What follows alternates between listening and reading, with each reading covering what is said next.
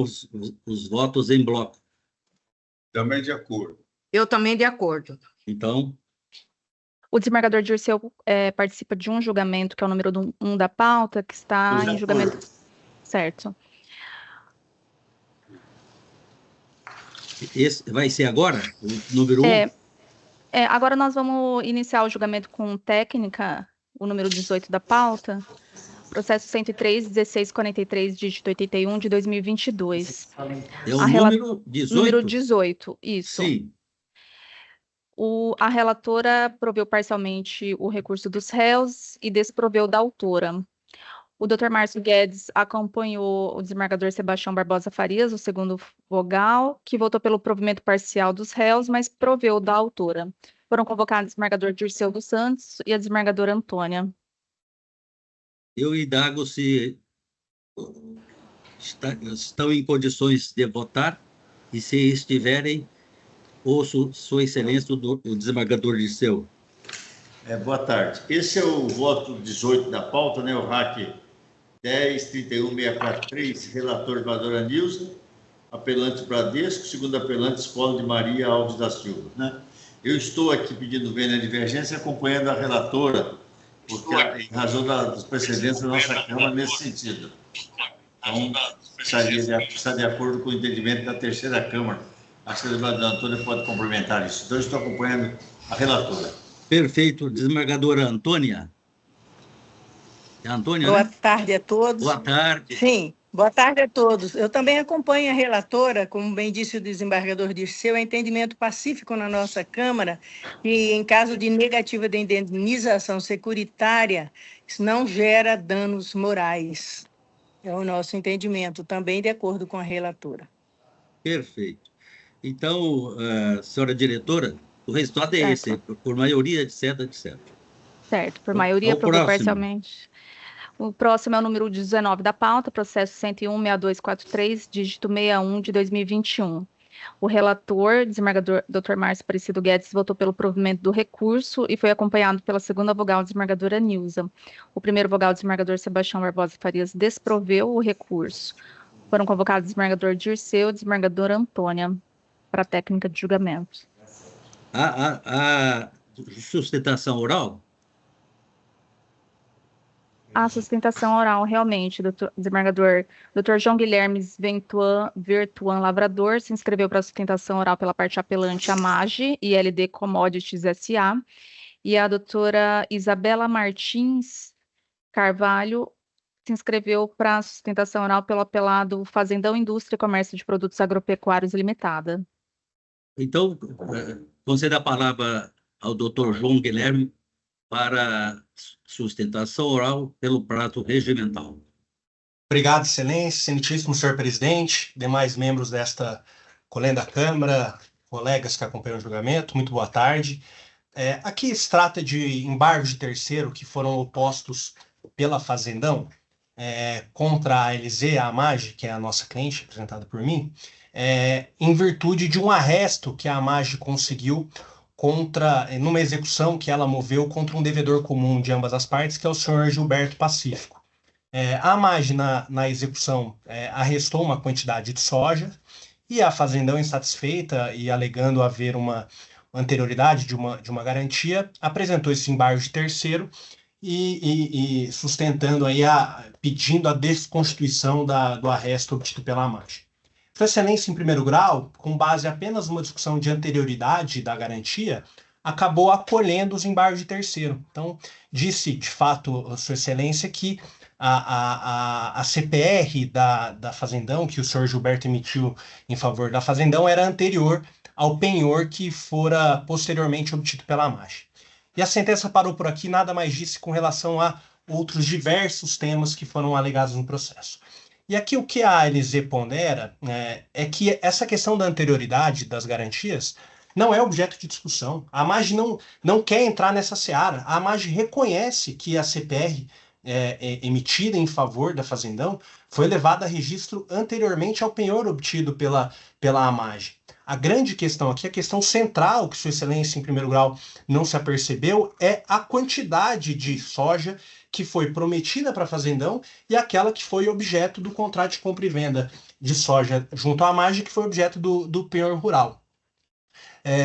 Naquele arresto anterior, obtido pela ALZ, a quantidade de soja localizada e constrita, ela é suficiente para quitar tanto o crédito da Fazendão, aquela quantidade de soja prometida na CPR, quanto o crédito, a quantidade de soja objeto do contrato de compra e venda da ALZ.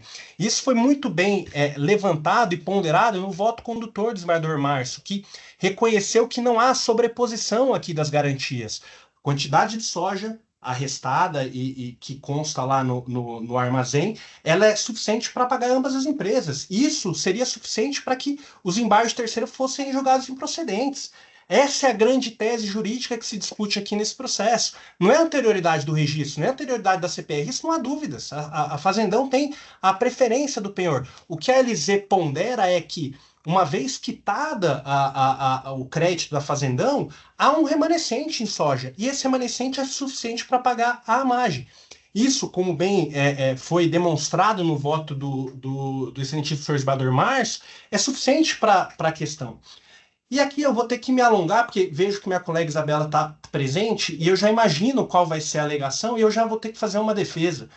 A Fazendão busca dizer que essa CPR, nela consta um erro material. Por quê? E aqui eu explico, talvez fique um pouco mais complexo. A quantidade prometida de soja na CPR é de 414 mil quilos de soja.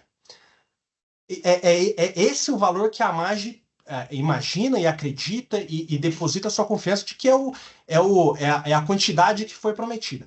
Mas lá pelas tantas, nessa CPR, há um equívoco de conta. O senhor Gilberto, a Fazendão, não sei qual dos dois aí, fez uma conta e constou lá equivalentes a 21 mil sacas de soja. Se você multiplicar a saca de soja de 60 quilos por 21 mil, dá um número 4 vezes maior do que a informação que consta na quantidade de soja prometida. Então, qual vai ser a grande controvérsia aqui? Qual é a quantidade de soja prometida? Os 414 mil quilos, que é a informação principal da CPR, todo mundo sabe.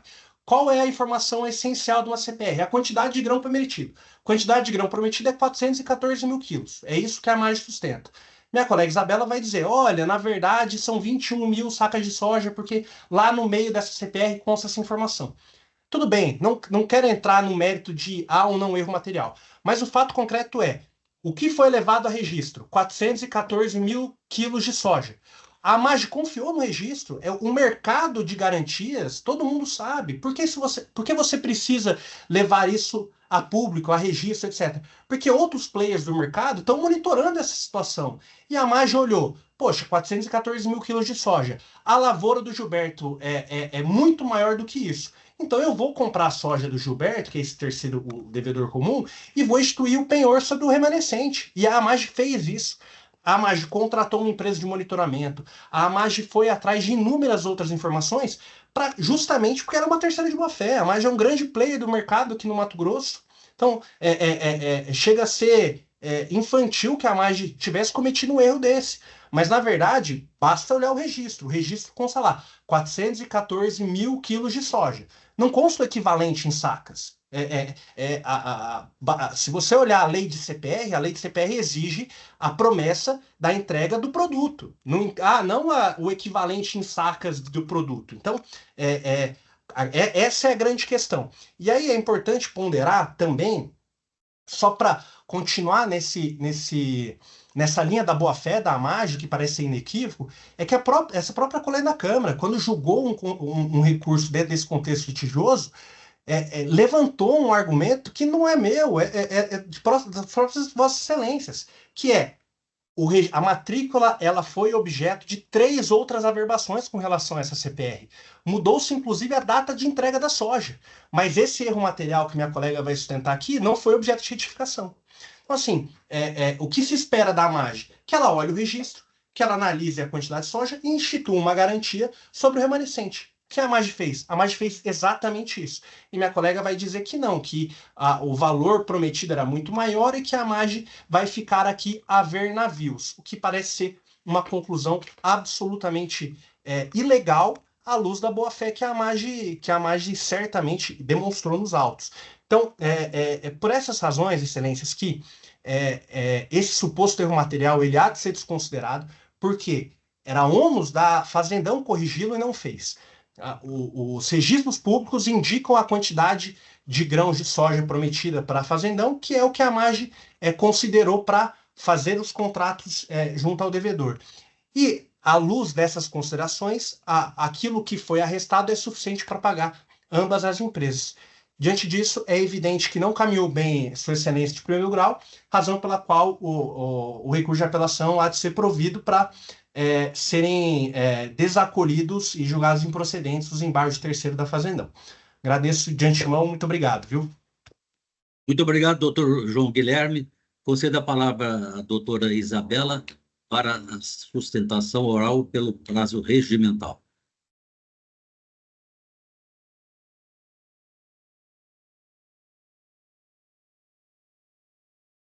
Eu acho que ela caiu.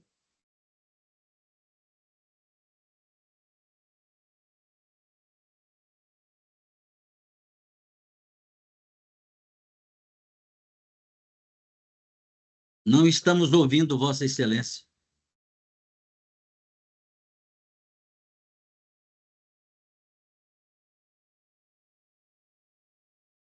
Então, agora? Sim, ouvimos. Sim, me desculpem. Tirei o fone e iniciarei novamente a minha sustentação oral, cumprimentando Vossas Excelências, cumprimentando o colega advogado que acabou de sustentar. E, Excelências, antes de entrar no mérito das questões levantadas pelo colega e pela AMAGE, eu preciso tratar sobre alguns pontos que particularmente me causam espanto da má-fé perpetrada pela AMAGE antes até mesmo do ajuizamento dessa ação. Por quê? Porque o registro do penhor da AMAGE, ele foi feito 7 meses depois do registro do penhor do fazendão. Então, isso significa que existia uma certidão positiva de penhor no momento que eles foram realizar o penhor referente às sacas dele. Já havia um penhor sobre aqueles grãos realizado anteriormente, nós juntamos, inclusive, nos autos, certidão positiva de penhor, que consta o penhor primeiro realizado em agosto de 2020 pelo fazendão, e somente depois é que foi feito o registro de penhor pela AMAGE, certo? O segundo ponto, Excelência, referente à má-fé, é que na carta precatória de sequestro dos grãos realizados pela AMAGE, o fazendão, demonstrando a sua boa-fé, se manifestou naqueles autos da carta precatória dizendo: nós temos um penhor sobre esses grãos, informando a quantidade correta de penhor, mas não. Mais uma vez, a AMAGE ignorou essa informação e optou por prosseguir com o sequestro desses grãos, mesmo todas as informações, todos os esclarecimentos na carta precatória. Então, não há como dizer que houve uma omissão. E aí eu questiono, por que a AMAGE, então, não questionou, não notificou, não fez sequer uma ligação ou buscou entender? Não, há realmente uma divergência entre a quantidade de quilos de sacas. Qual é a verdade? Não, ela optou por assumir o risco de sequestrar grãos de propriedade do fazendão. E, por fim, o terceiro ponto relacionado à má-fé da AMAGE é visto nesses próprios autos, Excelências. Isso porque a AMAGE, e isso nós evidenciamos várias vezes, ela recorta partes de documentos, inclusive dessa própria certidão de penhor que o ilustre advogado acabou de comentar. Eu estou com ela aqui aberta e, caso Vossas Excelências queiram também verificar, é o documento 7 da inicial. E aqui no registro está a quantidade em quilos e também em sacas. Mas em vários momentos desses autos, a AMAGE recortou somente a parte que informa os quilos e deixa de lado a parte que informa a quantidade em sacas previstas na CPR. Além disso, há momentos em que a alteração da safra objeto de penhor nas peças da AMAGE. E, por fim, a tentativa da AMAGE de levar Vossas Excelências a erro, e pior, ela quase conseguiu. Tanto que, salvo engano, é a 4ª vez que estamos aqui no tribunal para julgar, porque a AMAGE tentou levar Vossas Excelências a erro ao dizer que a legislação que estava vigente na época exigia um registro da CPR, que na verdade não existia. Tanto que o relator alterou posteriormente o voto no sentido de reconhecer que, de fato, a legislação não exigia esse registro. Passando, então, Excelências, esse ponto, vamos tratar, então, sobre essa questão, como já foi superada a questão da legislação vigente, ao mérito dessa segunda parte, da alegação da AMAGE de que a quantidade de sacas seria suficiente para poder quitar ambos os créditos. Mas isso não acontece. Isso porque, na certidão do oficial de justiça, no momento do sequestro, ele informou que foram encontradas 20.479 sacas no fazendão.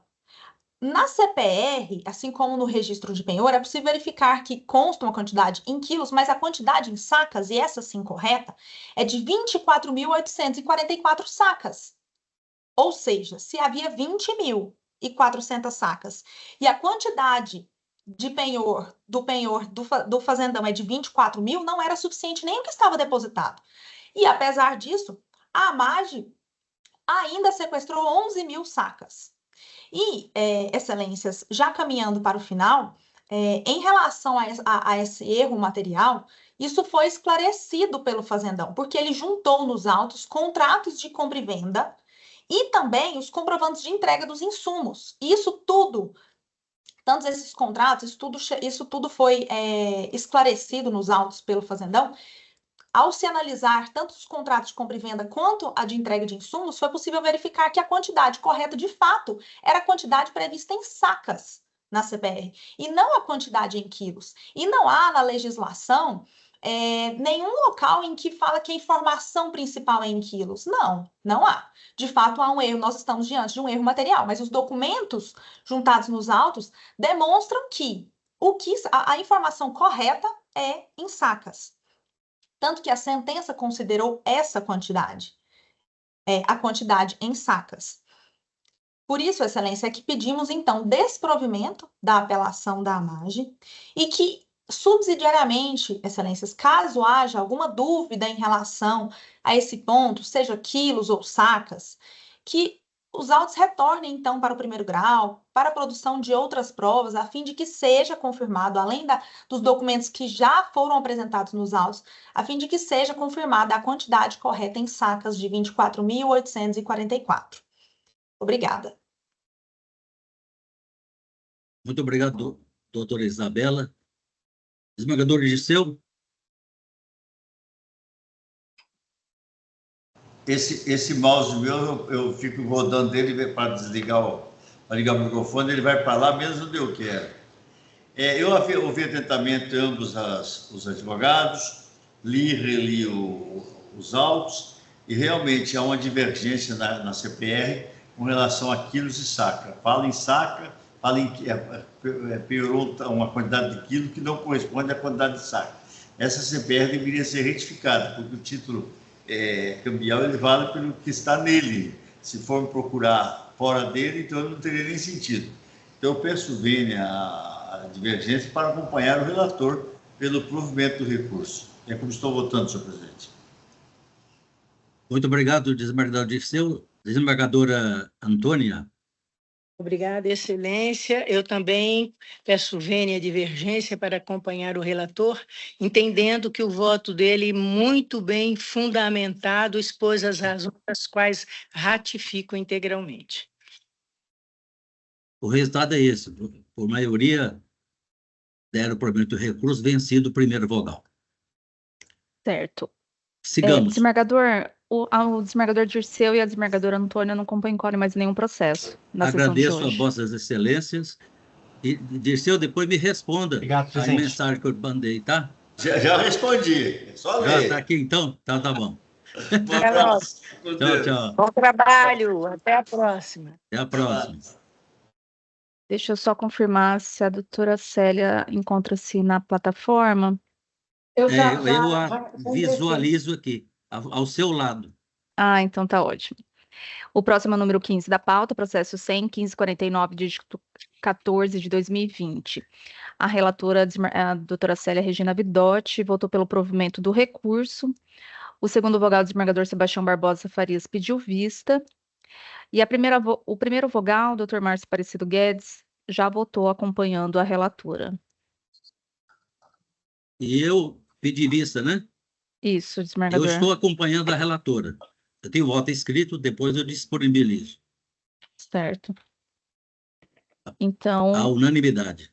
por unanimidade, proveu o recurso, nos termos do voto da relatora. O próximo é o número 16 da pauta, processo 101.8364, dígito 16 de 2020.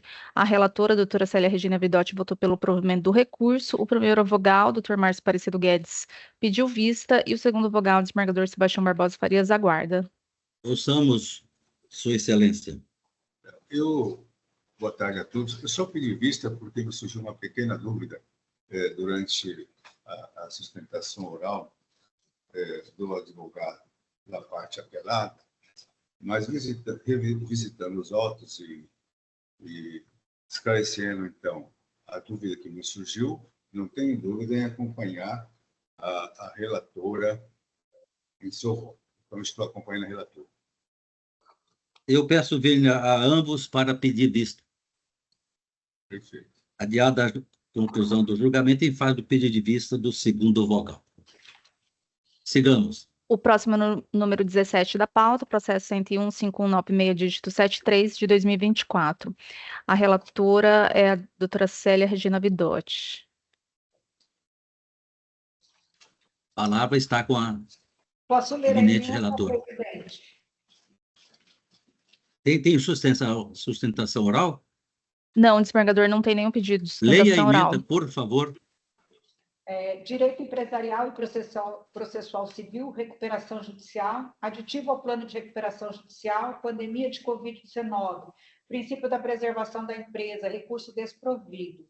O agravo de instrumento interposto por instituição financeira contra decisão que oportunizou às recuperandas a apresentação de novo plano de recuperação judicial após a alegação de impacto severo decorrente da pandemia Covid-19 e das medidas de isolamento social.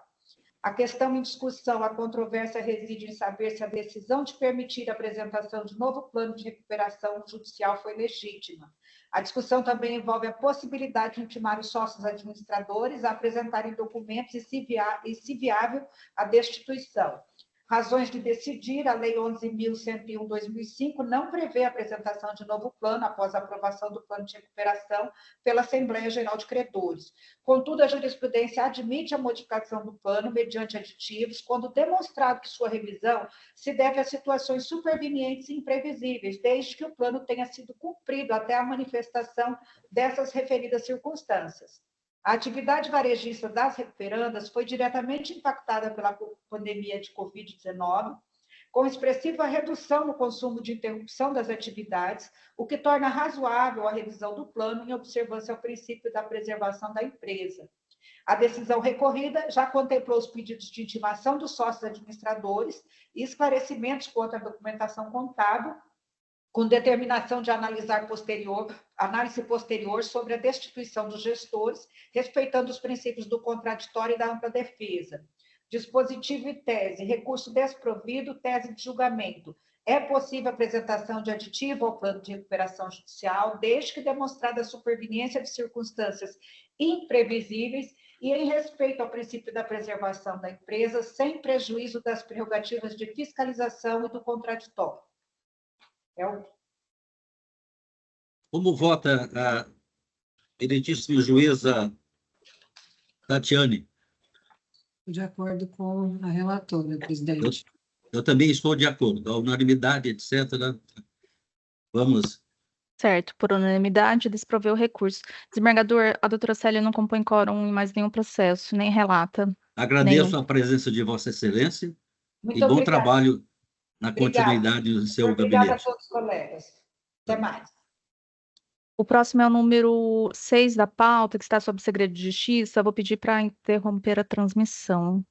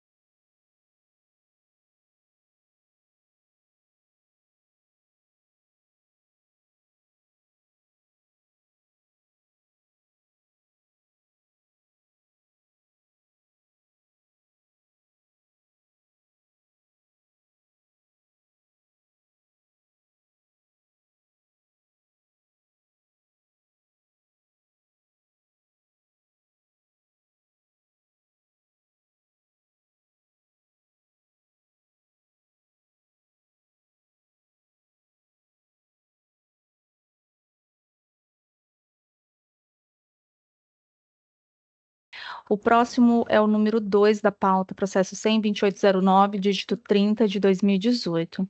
Relatora desembargadora Nilza.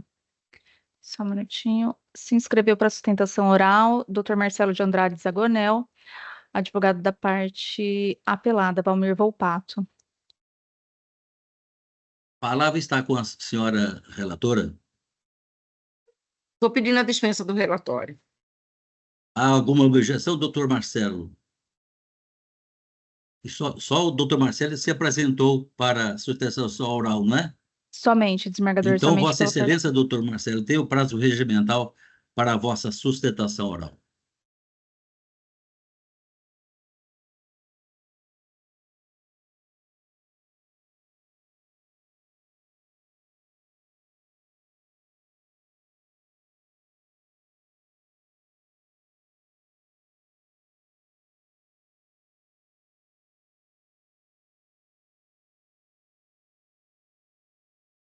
Não estamos ouvindo. Agora sim? Agora sim. Obrigado. O prazo de Vossa Excelência agora. Pode. Obrigado. Excelentíssimo senhor desembargador Sebastião, desembargador que eu cumprimento em nome do senhor, cumprimento os demais, caros colegas advogados. O caso em tela diz respeito a uma representação comercial, excelências. A empresa apelante, Valmir Volpato, começou a representar os produtos das apeladas por meio de um contrato de representação comercial. Um contrato formal estabelecido em 2006, com prazo indeterminado de vigência. Durante o período da representação comercial, a contratante dos serviços, em algumas ocasiões, pediu para que o faturamento dos produtos comercializados fossem feitos em nome de outras empresas. Mas essas empresas, como vai ficar demonstrado, elas compõem um único grupo econômico. Na sequência da execução desse contrato de representação comercial, a contratante impôs de forma unilateral ao representante comercial a redução de comissão. E essa redução ela foi sendo diminuída ao longo dos anos da representação comercial. Ela começou em 2006 em 2%, em 2009 ela baixou para 1,7% sobre as vendas, em 2014 baixou para 1,5% e finalizou em 2016 com uma redução de 1%. Então, ele começou a prestar a representação comercial, aferindo um ganho calculado sobre 2%, com um percentual de 2% calculado sobre o volume de venda, e isso, ao longo do contrato, ao longo da execução, foi reduzido de forma unilateral pela contratante para 1%. Até que em 2018, depois de longos anos de prestação de serviço, o contrato foi rescindido de forma unilateral pela contratante. Ingressou-se, então, com a ação visando o recebimento de alguns direitos que ele teria em razão dessa rescisão unilateral, excelências. Foi requerido na ação o reconhecimento do grupo econômico entre a empresa contratante, essas que foram faturados os pedidos ao longo da representação comercial, e essa última que rescindiu e fez o comunicado da rescisão unilateral. Então, foi feito esse pedido de unificação aí da responsabilidade, foi requerida a responsabilidade solidária deles, e também a indenização com relação a essa redução unilateral imposta ao representante comercial ao longo da execução do contrato, né? Essas diferenças que variam de 2% a 1%. Também assegura a lei da representação, a lei 488665, que é vedado ao contratante, no contrato de representação comercial, fazer essa redução de forma unilateral. Foi requerido também e a lei assegura isso, uma indenização de 1/12 sobre todo o período de faturamento aí, do contrato de representação comercial. A sentença julgou parcialmente procedente os pedidos. Reconheceu o grupo econômico, condenou as partes requeridas ao pagamento da indenização de 1/12, previsto no artigo 27, a linha J da Lei de Representação Comercial, mas indeferiu as diferenças de comissões sob o fundamento da boa-fé objetiva, dizendo o seguinte: olha, se essa situação foi aceita tacitamente pelo representante comercial, ele não pode agora, depois de anos, vir cobrar essas diferenças de comissões. Excelências, penso que a decisão errou nesse ponto, porque a gente não está diante da boa-fé objetiva aqui do representante comercial. A gente está diante de uma imposição unilateral do contratante. Para o representante comercial, restava 2 opções: se insurgir contra a redução e ter o contrato rescindido, ou então acolher aquela imposição com essa ideia de futuramente questionar a ilegalidade dessa redução. E foi justamente esse o caminho que o representante optou. Olha, eu não estou aceitando, eu nunca manifestei de forma verbal ou mesmo formal qualquer aceitação com relação a essa redução. E ela é muito significativa, ela representa 50% da contratação original. A contratação original previa 2%, e o contrato foi rescindido com as empresas pagando 1%. Então, é uma redução considerável das comissões. Então, diante desse contexto, vale registrar, excelências, com relação ao grupo econômico, é importante a gente ter essa... Porque houveram 2 recursos de apelação, da parte autora, que teve o pedido parcialmente provido, e da parte das requeridas, que foi sucumbente parcialmente também. E no recurso de apelação das requeridas, elas enfrentam e questionam muito a sentença no que diz respeito ao grupo econômico. Vale registrar a Vossas Excelências que o grupo econômico, ao nosso ver, é inquestionável. Muito embora os faturamentos tenham sido em nome de terceiras empresas, vale registrar, Excelências, desembargador Márcio Guedes, a diretoria administrativa permaneceu a mesma, os e-mails corporativos permaneceram os mesmos, a sede administrativa da empresa a mesma, os mesmos produtos. Então, a única mudança que havia era: olha, hoje você vai faturar para a empresa B, amanhã você vai faturar para a empresa C, mas a diretoria, os comandos administrativos nunca mudaram. Isso ficou muito bem claro na instrução, onde os próprios funcionários da primeira requerida foram ouvidos e disseram de forma unânime que todos esses elementos permaneceram constantes na administração da empresa, mesmo o faturamento sendo realizado em nome de outras empresas, né? Então, me parece, além disso, existem várias decisões judiciais pelos tribunais afora. A empresa representada, ela é uma empresa de grande atuação no território nacional, então existem demandas de norte a sul do país com relação ao grupo econômico.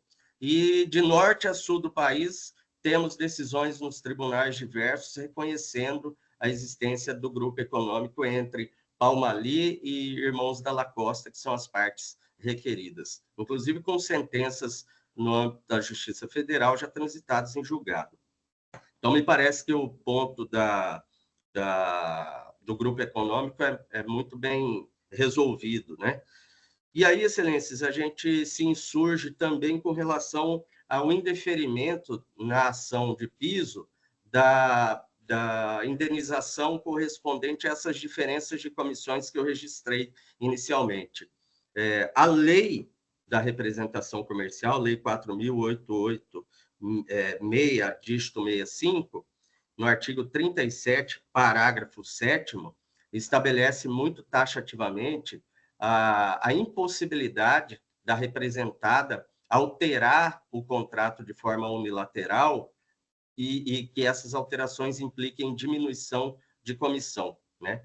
Então, como não houve aceitação tácita, aceitação formal do apelante Valmir Volpato com relação às reduções, não houve aditivo contratual com relação às reduções, e ainda há previsão legal que impossibilita de forma unilateral que essa redução seja aplicada, a gente se insurge contra a sentença nesses termos para que seja reformada e condenada as requeridas ao pagamento dessas diferenças de comissões. Além disso, a diferença, um dozeavo sobre essas diferenças de comissões também, como a lei da representação assegura o direito na rescisão unilateral ao recebimento de um dozeavos sobre todo o faturamento, que esse um dozeavos também seja calculado sobre essas diferenças de comissões. Excelências, tem uma questão também relacionada a dano material e dano moral, que foi objeto de indeferimento na sentença. O dano material é muito bem configurado aí na ação, muito embora tenha sido indeferido, julgado improcedente na sentença, ele diz respeito a descontos que foram realizados na comissão do apelante Valmir Volpato. A lei de representação comercial diz que o direito ao recebimento da comissão se dá no momento do faturamento do pedido. E o que acontecia no caso é que havia o faturamento e quando a empresa entregava o produto, esse produto, por algum motivo, era devolvido pelo adquirente, muitas vezes por defeito do produto. Aí necessitava trocar a mercadoria. E aí a empresa representada descontava esses valores da comissão do representante, o que é vedado por lei. O defeito do produto é um risco da parte da empresa representada, né? E então está configurado, inclusive calculado com valor determinado o valor desse dano material, que são esses descontos indevidos da comissão. E, finalmente, a gente se insurge ainda contra a sentença com relação à improcedência do dano moral. Vossas Excelências vejam que a empresa representante tinha como única representada as RES, e houve a rescisão do contrato e não houve sequer o pagamento da rescisão dos valores incontroversos. A empresa apelante permaneceu e permanece, a rescisão se deu em 2018, nós estamos em 2025, há anos sem receber os valores que são devidos. Isso causou um transtorno muito grande para a empresa, teve negativações, teve funcionários que não foram pagos, isso causou, de fato, um dano moral para a empresa, de forma que o recurso também caminha nesse sentido de requerer a reforma nesses termos. Então, diante do exposto, rogamos a Vossas Excelências que deem provimento ao recurso para reconhecer o direito da apelante ao recebimento das diferenças de comissões e dos consectários que isso gerará na liquidação aí dos valores. Também para que seja reconhecido o dano moral e o dano material, nesses termos que roga-se provimento. Muito obrigado. Boa tarde. Muito obrigado, doutor Marcelo. A palavra retorna à senhora relatora.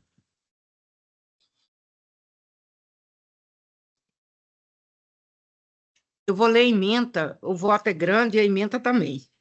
Apelação, cobrança com responsabilidade civil, representante comercial, rescisão de contrato, recebimento de comissão, justiça gratuita, benefício mantido ao autor, grupo econômico, extra petita, ausência, parte dispositiva que não traz o reconhecimento, sentença que reconhece durante a fundamentação, grupo econômico existência reconhecido em diversos autos, solidariedade existente, prescrição quinquenal, não ocorrência, termo inicial, rescisão, ação ajuizada no mesmo ano da rescisão, pagamento parcial da rescisão, ausência de prova pela parte ré, autor que não afirma o recebimento, premissa equivocada na sentença, reforma parcial neste ponto, redução do percentual da comissão pela parte ré, possibilidade, previsão contratual, autor que aceitou a diminuição, impossibilidade de insurgência após anos de aceitação, boa-fé, dano material não comprovado, não presunção,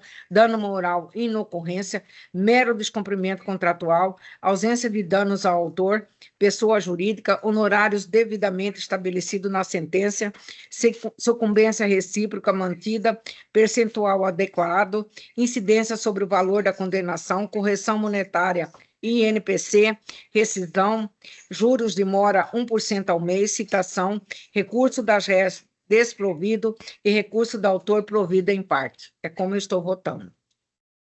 Como vota o doutor Márcio Aparecido Guedes? De acordo com a eminente relatora. Eu também estou de acordo. O resultado é esse, senhora diretora. Boa tarde, doutor Marcelo. Obrigado, boa tarde a todos. O próximo, número 7 da pauta, processo 102.0617, dígito 40 de 2021. Relatora desembargadora Nilza. Esse processo se inscreveu inicialmente o doutor Ezequiel de Moraes Neto, advogado da parte apelante Terezinha de Souza Cocharro Oliane. Porém, o doutor Ezequiel declinou da sustentação oral. Então, não tem nem outra sustentação? Leia, por favor, a emenda. Vou ler a emenda. Agravo regimental em apelação julgada monocraticamente, ação de indenização por dano material e moral ajuizada, dano moral inexistência, recurso desprovido. É como eu estou votando. Doutor Aparecido? De acordo. Eu também estou de acordo. O próximo é o 9 da pauta, processo 102.699, dígito 49 de 2021.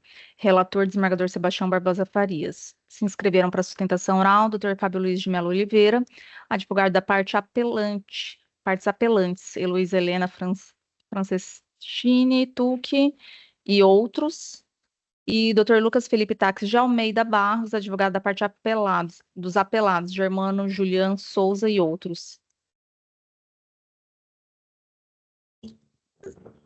Então, quem se inscreveu para a parte apelante? Ambas as partes, desembargador. Apelante e apelante. Mas qual o advogado da parte? Doutor Fábio Luiz pela parte apelante. Eu não estou vendo aqui. Eu vejo o doutor Lucas Felipe Barros, que é na parte agravada. É a apelada, né?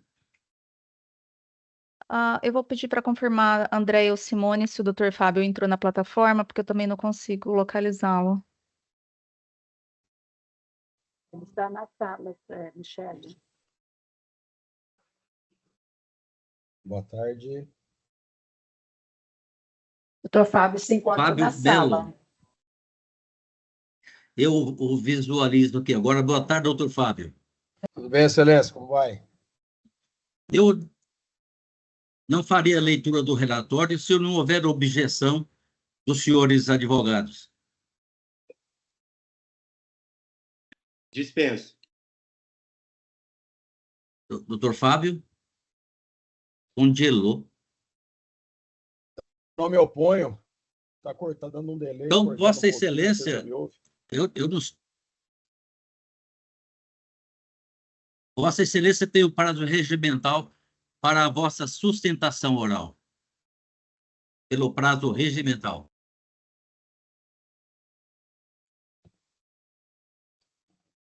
Excelência, posso pedir a vênia para entrar pelo celular, que eu acho que o problema é de conexão aqui.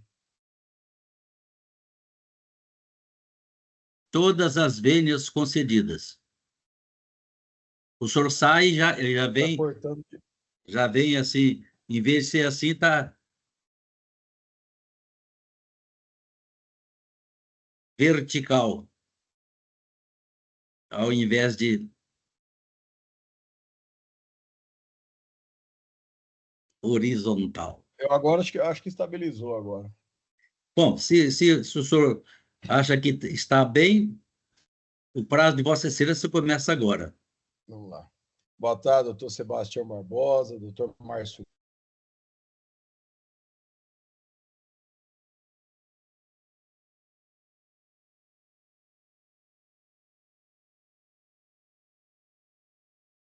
Doutor Fábio? Alô?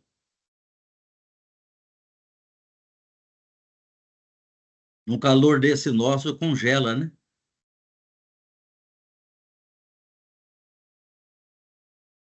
Doutor Luiz Eduardo Martins, Jacob, eu acho que Vossa Excelência não tem mais nenhuma participação. Vou perguntar, mas eu não quero que o senhor saia, só estou... Não, mas eu tenho só um que é o número 20, doutora Michele. Eu não sei se ele foi julgado já em bloco. O número 20 já foi julgado em bloco. Então não tem mais nada mesmo, não. Eu vou me retirar com a sua permissão. Eu só estou dizendo para que o senhor fique à vontade. Seria um prazer contar com Vossa Excelência aqui, tá bom? Uma boa tarde a todos, uma boa sessão, tarde. então. Obrigado, hein?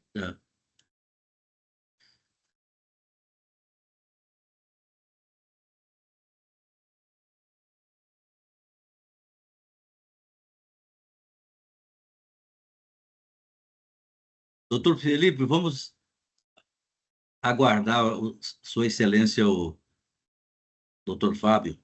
Perfeito, desembargador, sem problemas.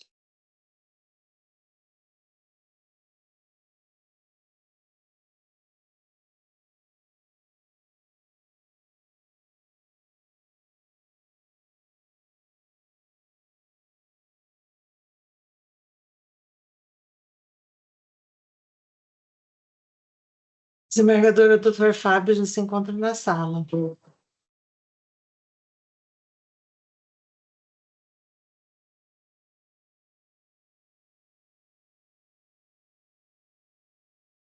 Fábio, me ouviu? Fábio caiu novamente. Olha, fecha seu microfone.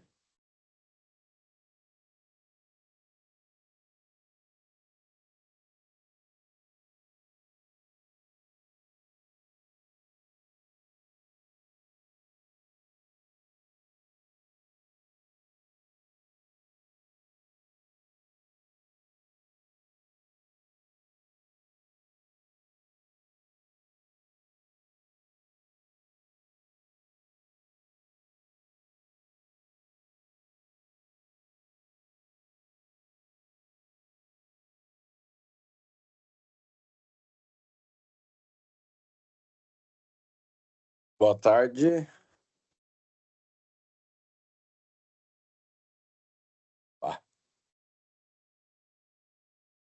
Desembargador Sebastião, o senhor está sem áudio.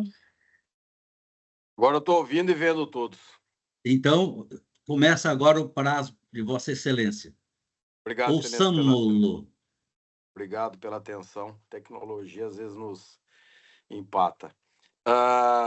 É com até não muita satisfação que faço essa sustentação oral, porque nós estamos tratando aqui de honorários advogados, que para mim é o que é de mais sagrado. Com 32 anos de vida efetiva na advocacia, está sustentando aqui para que não haja o pagamento tal como os colegas pleiteiam e desejam, é algo que para mim é constrangedor. Então já peço o Vênis aí, ao Lucas que está acompanhando e aos demais que fazem parte desse processo. Mas de toda sorte, quando contratados fomos para trabalhar nesse processo, antes de mais nada, tive o critério, o cuidado de analisar se de fato o contratado foi o realizado e correspondente ao pagamento realizado e à pretensão dos colegas. E aí, data vênia, na minha interpretação, a extensão do trabalho não foi tal qual aí está sendo postulada. Então, tem-se uma ação de execução de um contrato de honorários. Essa execução ela foi embargada, doutor Sebastião, onde se argumenta que a amplitude dos honorários não é tal como os colegas vindicam, ou seja, todos os bens existentes em nome de um de cujos, e sim sobre só os bens que estavam naquele momento arrolados no inventário. Então, a celeuma também é essa daí, ou seja, o valor é sobre os bens do inventário, ou o valor dos honorários é sobre todos os bens do inventariado. E essa situação, Excelência, seria bem tranquila dela ser resolvida, inclusive numa audiência de instrução e julgamento, porque teve muito embate aí entre as partes, né? Uma questão de divergência, enfim. E isso, com certeza, seria dirimido através de uma instrução e julgamento. E o primeiro pleito que se coloca a apreciação de Vossas Excelências é o cerceamento de defesa, porque esse processo ele teve um julgamento prematuro, muitas causas, muitas controvérsias a serem dirimidas, onde na instrução, certamente, grande parte delas seria elucidada. Então, nós estamos diante de um julgamento em que atingiu o direito ao contraditório e ampla defesa. Então, por essa razão, a apelação está fulcrada basilarmente nesse ponto, que seja anulada a sentença, retorne os autos à instância para que a instrução seja feita, para que esse processo ele tenha uma decisão em busca e exteriorizando a verdade real, para que, se necessitar de um recurso de apelação, Vossas Excelências possam, então, doutor Márcio Guedes, de fato, aquilatar a razão, né, que parte merece aí o êxito no processo. E o pano de fundo dessa ação é exatamente aquilo que já abordei, a extensão da contratação, porque o contrato dispunha que o trabalho seria realizado sobre um determinado inventário, o inventário com bens já identificados e bens existentes, e o valor estabelecido foi um percentual sobre aqueles bens identificados. E depois, de um determinado momento, amplia-se o percentual para atingir bens que não haviam sido arrolados no inventário. Então, essa é a discussão. E para que isso possa, de fato, Vossas Excelências chegarem a uma conclusão, isso tem que ter instrução. Tem que ter instrução, isso tem que ir para o caderno processual. Então, não vou me alongar muito aqui, não, doutora Nilza, para que Vossas Excelências possam, aí, de fato, até ouvir a sustentação do Lucas e depois, né, exercer aí o magistério que lhes compete, para fazer brilhar a mais lídima e almejada justiça, doutor Sebastião. Um abraço, obrigado.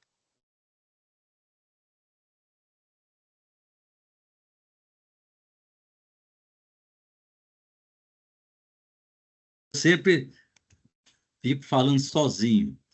Eu agradeço Vossa Excelência pela concisão e concedo a palavra ao doutor Lucas Felipe Barros para a sua sustentação oral pelo prazo regimental. Excelências, boa tarde, desembargador Sebastião, desembargadora Nilza, desembargador Márcio Aparecido Guedes. Agradeço também o advogado, doutor Fábio, foi muito cortês no tratamento, queria deixar isso bem claro comigo, sempre cortês. Então, queria agradecer pelo tratamento que o senhor tem para comigo, tentar resolver essa questão da melhor forma possível. Mas antes de adentrar o mérito, a gente precisa resolver essa preliminar.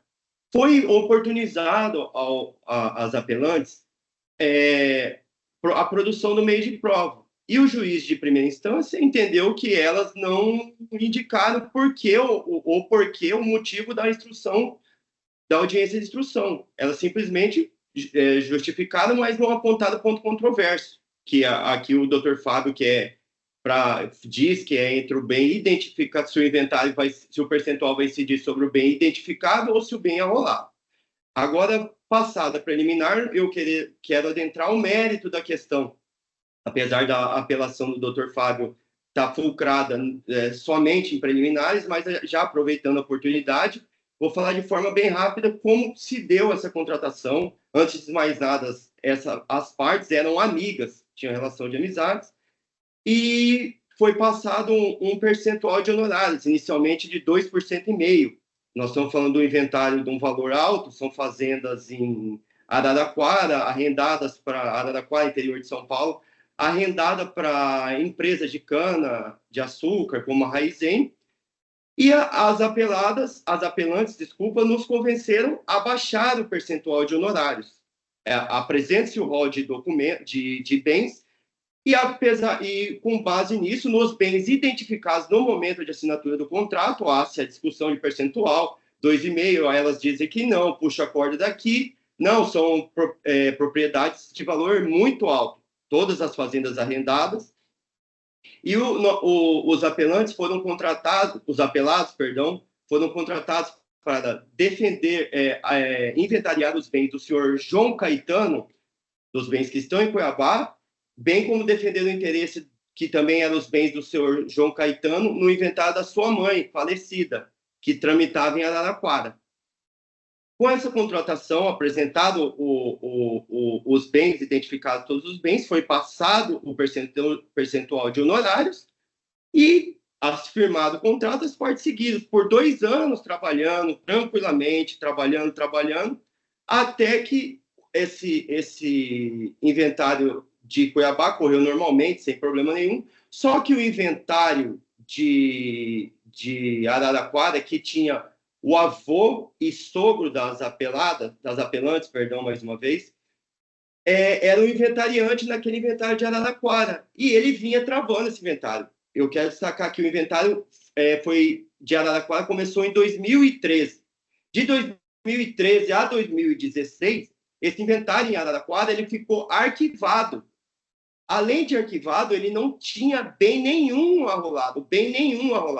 Só em 2018, com o falecimento do senhor João Caetano e a contratação dos apelados, os apelados entram em contato com os advogados do seu Paulo Stuck, que é o inventariante no inventário de Araraquara, ao qual as apelantes têm interesse, são herdeiras por representação, e a partir desse momento, as apelantes começam a receber os repasses referente aos arrendamentos, bem como o senhor Paulo Stuck arrola os bens. A partir daquele momento que os advogados começaram a trabalhar naquele inventário de Araraquara, se tem a noção se é arrolado os bens, que já eram identificados anteriormente, se são arrolados os bens, e as apelantes passam a receber.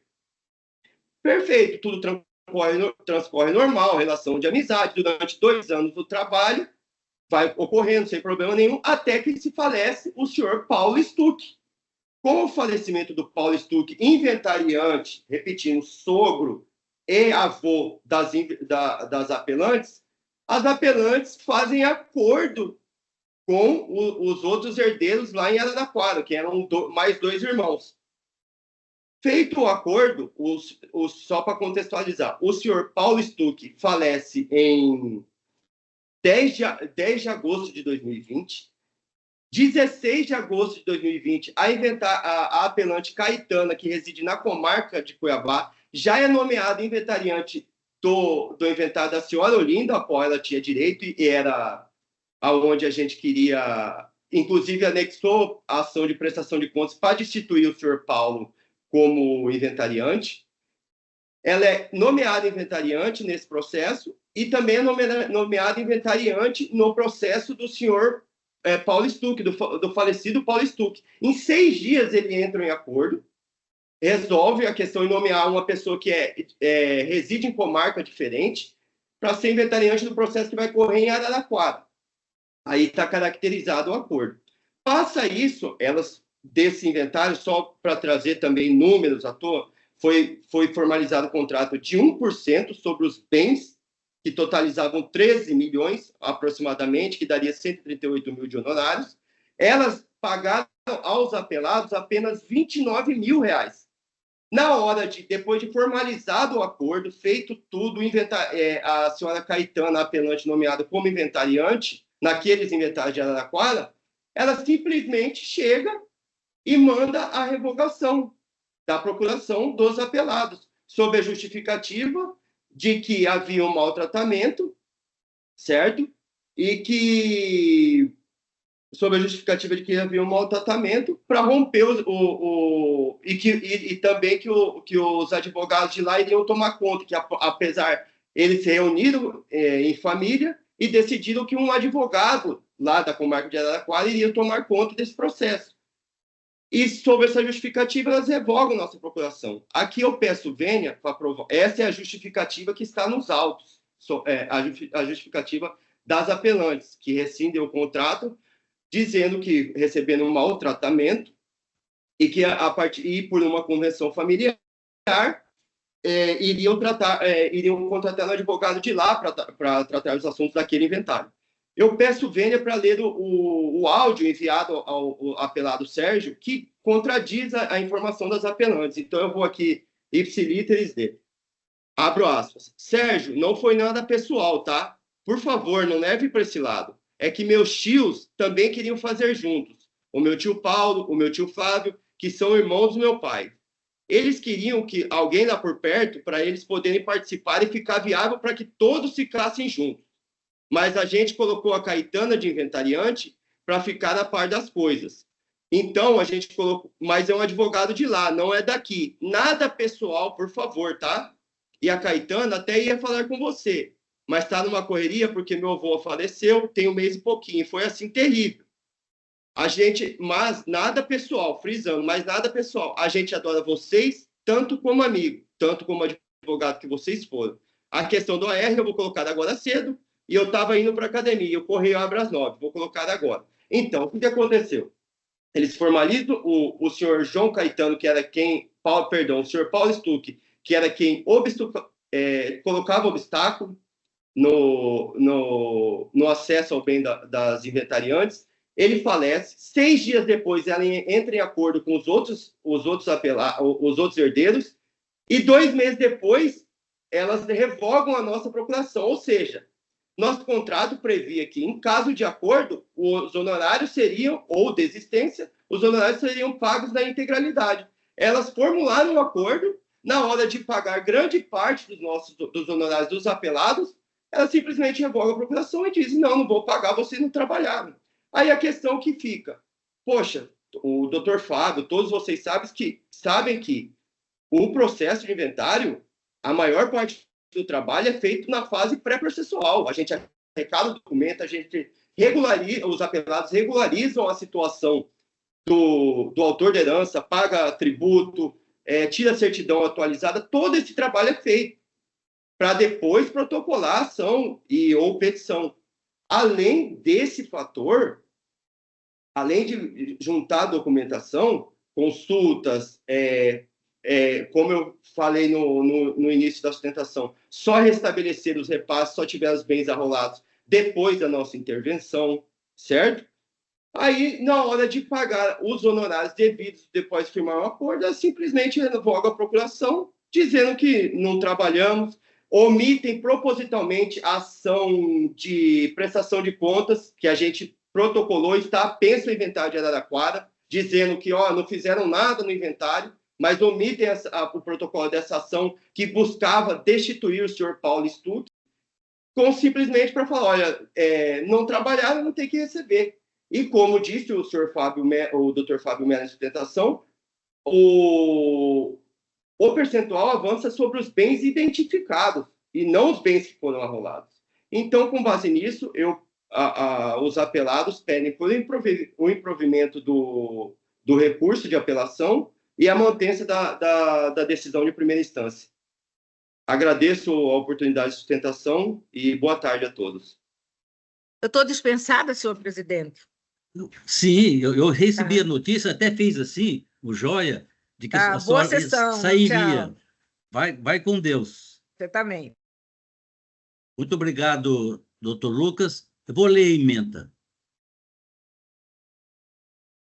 Apelação civil, embargos à execução, julgados improcedentes, preliminares de cerceamento de defesa e de decisão surpresa, rejeição, gratuidade da justiça em matéria preclusa, alegações de ausência de liquidez e exigibilidade do título, contrato de prestação de serviços advocatícios, ausência de ilegalidades, falta de boa-fé contratual não demonstrada, prevalência do pacto sunt servanda, sentença mantida, apelo desprovido. Rejeitam-se as preliminares de cerceamento de defesa em razão do julgamento antecipado da lide, por desnecessária produção de provas, sendo suficientes as existentes nos autos para o desvio da causa eminentemente de direito. Não há falar em decisão surpresa quando se decide pela desnecessidade da produção de prova e sentencia-se o feito. Não merece guarida o pedido de impugnação à gratuidade da justiça, pois a matéria é preclusa, sendo decidido pelo direito com base em lei vigente na época. Ante sua liquidez, certeza e exigibilidade, prevalece o contrato firmado de prestação de serviços advocatícios, cujo objeto consiste em propor ações de inventário tanto na comarca de Cuiabá quanto na comarca de Araraquara, São Paulo, sendo fixado o percentual de 1% do valor total dos bens inventariados a título de pagamento dos honorários, não sendo demonstrado qualquer excesso, vício ou ausência de boa-fé dos advogados. É como voto. Quem compõe a turma? Estou de acordo, desembargador. Também de acordo. Então, o resultado é este, Certo. senhora diretora. Muito obrigado, senhores advogados. O próximo e último processo é o número 12 da pauta, processo 102.9609, dígito 91 de 2024.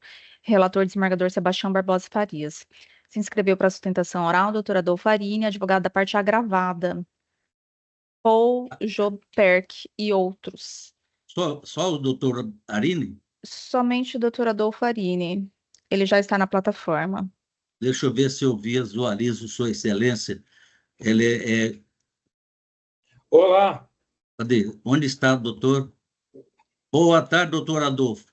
Boa tarde, Vossa Excelência. Como vai, desembargador? Tudo bem. Eu vou fazer a leitura da emenda se não houver nenhuma objeção por parte de Vossa Excelência. Nenhuma objeção. Eu me fiz presente devido à parte contrária, mas como a parte contrária está ausente, eu me dou satisfeito com a leitura da emenda, que eu creio na jurisdição do doutor desembargador. Emenda. Direito civil e processual civil, agravo de instrumento, impugnação ou cumprimento de sentença, litispendência recursal e ausência de interesse, preliminares rejeitadas. Vou consertar aqui. Artigo 940 do Código Civil, cobrança em excesso, inexistência de má-fé, não cabimento de sanção civil, recurso desprovido. Caso em exame, agravo de instrumento contra decisão que rejeitou impugnação ao cumprimento de sentença, afastando a aplicação da sanção prevista no artigo 940 do Código Civil. Questão em discussão. A questão em discussão consiste em saber se há comprovação de má-fé na cobrança de valores em excesso, apta a justificar a aplicação da sanção civil do artigo 940 do Código Civil. Razão de decidir. A aplicação do artigo 940 exige comprovação inequívoca de má-fé, não bastando o mero reconhecimento de excesso de execução. No caso, não se verificou conduta dolosa ou maliciosa que configurasse tentativa de induzir o juiz a erro, sendo o excesso sanado por meio de cálculo judicial. A boa-fé processual é presumida e não foi afastada por provas dos autos, conforme jurisprudência consolidada no STF e no STJ.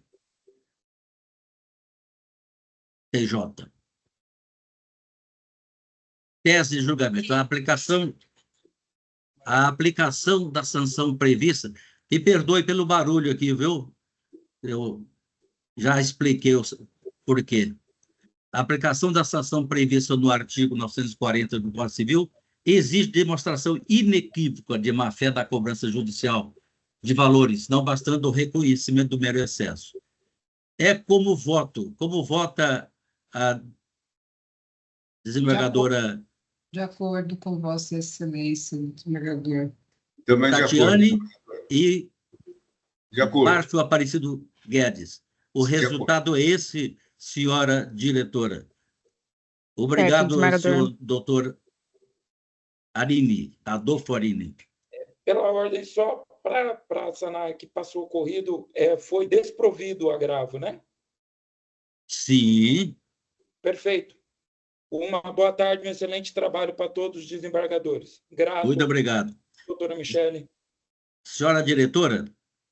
Pois não, desembargador. Encerramos, desembargador